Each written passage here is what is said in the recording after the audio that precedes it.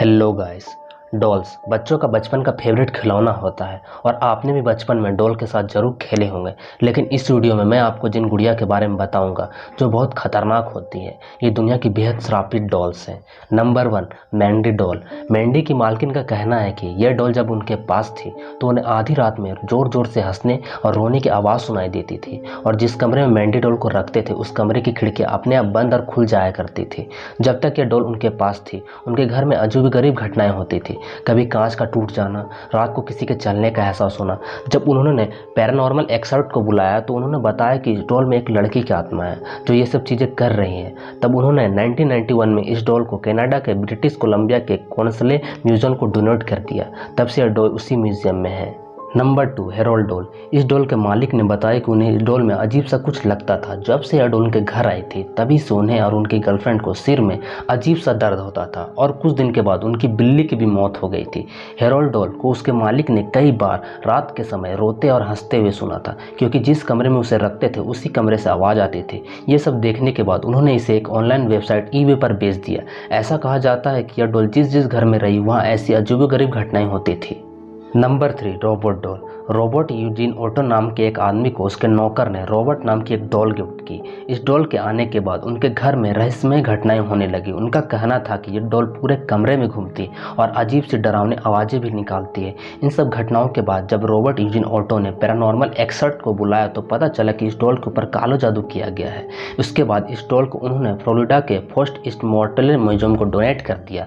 लेकिन म्यूजियम के वर्कर ने बताया कि जो भी इस डॉल के साथ फ़ोटो खिंचवाने की कोशिश करता है तो उसका कैमरा ख़राब हो जाता है या फिर फ़ोटो धुंधली हो जाती है।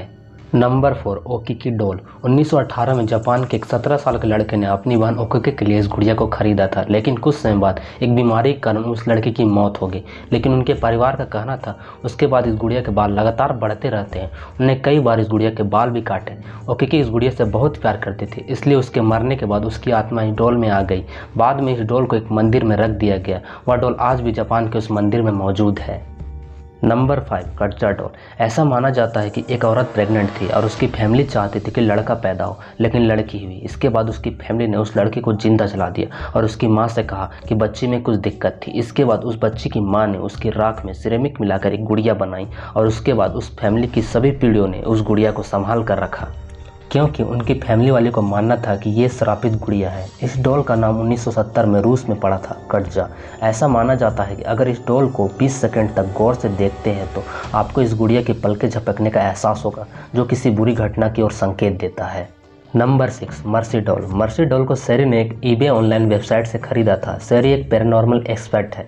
जब से सेरी ने इस डॉल को खरीदा था तब से उनके घर में कुछ रहस्यमय घटनाएं घटने लगी थी। कभी कभी अचानक सेरी के कमरे का रेडियो खुद ब खुद ऑन हो जाता था। सेरी ने बताया कि मर्सी डॉल उनके घर में आई थी, तब से सेरी और उनके पति को डरावने सपने भी आने लगे। इस सब घटनाओं के बाद सेरी ने मर्सी डॉल को एक म्यूजियम को डोनेट कर दिया। और लास्ट, एनाबेला डॉल। 1917 में एक लेडी ने अपनी बेटी डोना को उसके बर्थडे पर एक डॉल गिफ्ट की थी। डोना को बचपन से डॉल के साथ खेलना काफ़ी पसंद था। डोना कॉलेज में नर्स की पढ़ाई कर रही थी और एक अपार्टमेंट में अपनी रूममेट एंजी के साथ रहते थे। शुरुआत में तो डॉल एक साधारण डॉल की तरह ही थी, लेकिन कुछ समय बाद यह डॉल अजीब सी हरकतें करने लगी। डोना जब उस डॉल को बेड पर रखती तो कुछ समय बाद वह डॉल सोफे पर मिलती। कभी कभी वह डॉल मानो गायब भी हो जाती थी। कभी वह डॉल एक कमरे से दूसरे कमरे में अपने आप पहुँच जाती। ये सब घटनाएं हर दिन बढ़ती जा रही थी। फिर एक दिन डोना और उसकी फ्रेंड ने उस डॉल पर खून के छींटे देखे। वो लोग काफ़ी डर गए। उसके बाद उन्होंने पैरानॉर्मल एक्सपर्ट एड और लोरेन को बुलाया।